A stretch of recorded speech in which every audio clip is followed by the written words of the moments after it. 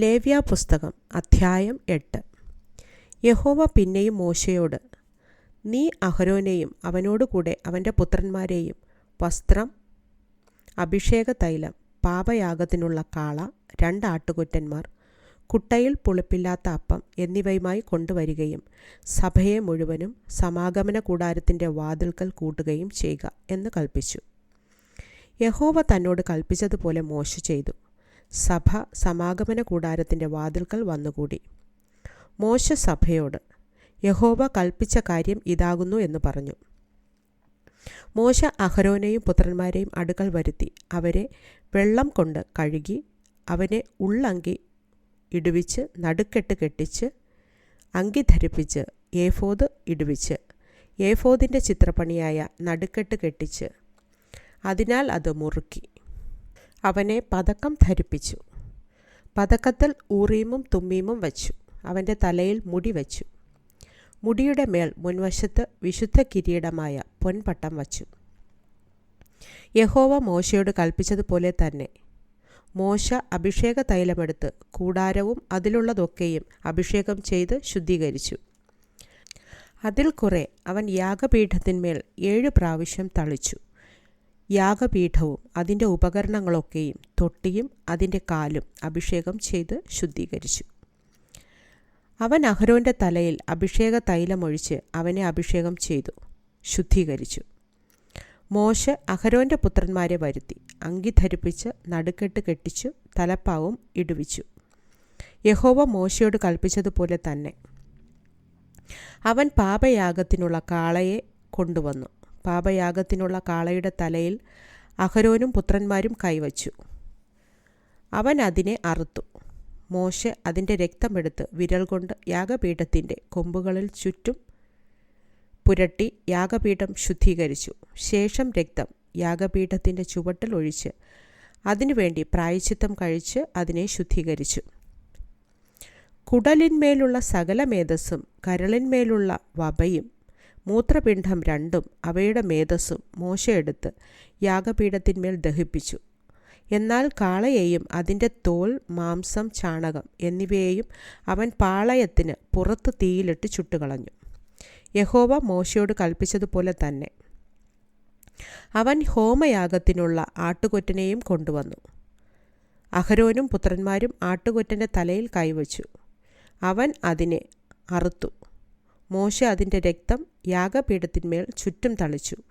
ആട്ടുകൊറ്റനെ ഖണ്ഡം ഖണ്ഡമായി ഖണ്ഡിച്ചു. മോശെ തലയും ഖണ്ഡങ്ങളും മേധസ്സും ദഹിപ്പിച്ചു. അവൻ അതിൻ്റെ കുടലും കാലും വെള്ളം കൊണ്ട് കഴുകി. മോശെ ആട്ടുകൊറ്റനെ മുഴുവനും യാഗപീഠത്തിന്മേൽ ദഹിപ്പിച്ചു. ഇത് സൗരഭ്യവാസനയായ ഹോമയാഗമായി യഹോവയ്ക്കുള്ള ദഹനയാഗം. യഹോവ മോശയോട് കൽപ്പിച്ചതുപോലെ തന്നെ അവൻ കരപൂരണത്തിനുള്ള ആട്ടുകൊറ്റനായ മറ്റേ ആട്ടുകൊറ്റനെയും കൊണ്ടുവന്നു.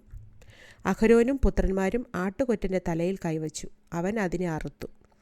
മോശെ അതിൻ്റെ രക്തം കുറെ എടുത്ത് അഹരോൻ്റെ വലത്തെ കാതിന്മേലും വലത്തെ കൈയുടെ പെരുവിരലിന്മേലും വലത്തെ കാലിൻ്റെ പെരുവിരലിന്മേലും പുരട്ടി. അവൻ അഹരോൻ്റെ പുത്രന്മാരെയും വരുത്തി. മോശെ രക്തം കുറെ അവരുടെ വലത്തെ കാതിന്മേലും വലത്തെ കൈയുടെ പെരുവിരലിന്മേലും വലത്തെ കാലിൻ്റെ പെരുവിരലിന്മേലും പുരട്ടി. ശേഷം രക്തം മോശെ യാഗപീഠത്തിന്മേൽ ചുറ്റും തളിച്ചു. മേധസ്സും തടിച്ച വാലും കുടലിന്മേലുള്ള സകല മേധസ്സും കരളിന്മേലുള്ള വപയും മൂത്രപിണ്ഡം 2 അവയുടെ മേധസ്സും വലത്തെ കൈക്കുറകും അവൻ എടുത്തു.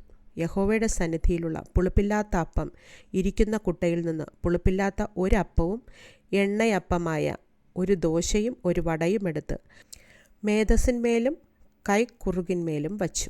അവയൊക്കെയും അഹരോൻ്റെ കയ്യിലും അവൻ്റെ പുത്രന്മാരുടെ കയ്യിലും വച്ച് യഹോവയ്ക്ക് നീരാജനം ചെയ്തു. പിന്നെ മോശെ അവയെ അവരുടെ കയ്യിൽ നിന്നെടുത്ത് യാഗപീഠത്തിന്മേൽ യാഗത്തിന്മീതെ ദഹിപ്പിച്ചു. ഇത് സൗരഭ്യവാസനയായ കരപൂരണയാഗം, യഹോവയ്ക്കുള്ള ദഹനയാഗം തന്നെ. മോശെ അതിൻ്റെ നെഞ്ചെടുത്ത് യഹോവയുടെ സന്നിധിയിൽ നീരാജനാർപ്പണമായി നീരാജനം ചെയ്തു. അത് കരപൂരണത്തിൻ്റെ ആട്ടുകൊറ്റനിൽ മോശയ്ക്കുള്ള ഓഹരിയായിരുന്നു. യഹോവ മോശയോട് കൽപ്പിച്ചതുപോലെ തന്നെ മോശ അഭിഷേക തൈലവും യാഗപീഠത്തിന്മേലുള്ള രക്തവും കുറേശ്ശെ എടുത്ത് അഹരോൻ്റെ മേലും അവൻ്റെ വസ്ത്രത്തിന്മേലും അവൻ്റെ പുത്രന്മാരുടെ മേലും പുത്രന്മാരുടെ വസ്ത്രത്തിന്മേലും തളിച്ചു. അഹരോനെയും അവൻ്റെ വസ്ത്രത്തെയും അവൻ്റെ പുത്രന്മാരെയും പുത്രന്മാരുടെ വസ്ത്രങ്ങളെയും ശുദ്ധീകരിച്ചു. അഹരോനോടും അവൻ്റെ പുത്രന്മാരോടും മോശ പറഞ്ഞതെന്തെന്നാൽ, മാംസം നിങ്ങൾ സമാഗമന കൂടാരത്തിൻ്റെ വാതിൽക്കൽ വച്ച് പാകം ചെയ്ത് അഹരോനും പുത്രന്മാരും അത് തിന്നേണമെന്ന് എനിക്ക് കൽപ്പന ഉണ്ടായതുപോലെ അവിടെ വച്ച് അതും കരപൂരണത്തിൻ്റെ കുട്ടയിൽ ഇരിക്കുന്ന അപ്പവും തിന്നുവിൻ. മാംസത്തിലും അപ്പത്തിലും ശേഷിക്കുന്നത് നിങ്ങൾ തീയിലിട്ട് ചുട്ടുകളയണം. നിങ്ങളുടെ കരപൂരണ ദിവസങ്ങൾ തികയുവോളം നിങ്ങൾ 7 ദിവസത്തേക്ക് സമാഗമന കൂടാരത്തിൻ്റെ വാതിൽ വിട്ട് പുറത്തു പോകരുത്. 7 ദിവസം അവൻ നിങ്ങൾക്ക് കരപൂരണം ചെയ്യും. നിങ്ങൾക്കു വേണ്ടി പ്രായശ്ചിത്തം കഴിപ്പാൻ ഇന്ന് ചെയ്തതുപോലെ ഇനിയും ചെയ്യേണ്ടതിന് യഹോവ കൽപ്പിച്ചിരിക്കുന്നു. ആകയാൽ നിങ്ങൾ മരിക്കാതിരിപ്പാൻ 7 ദിവസം രാവും പകലും സമാഗമന കൂടാരത്തിൻ്റെ വാതിൽക്കൽ പാർത്ത് യഹോവയുടെ കൽപ്പന അനുസരിക്കണം. ഇങ്ങനെ എന്നോട് കൽപ്പിച്ചിരിക്കുന്നു. യഹോവ മോശെ മുഖാന്തരം കൽപ്പിച്ച സകല കാര്യങ്ങളെയും അഹരോനും അവൻ്റെ പുത്രന്മാരും ചെയ്തു.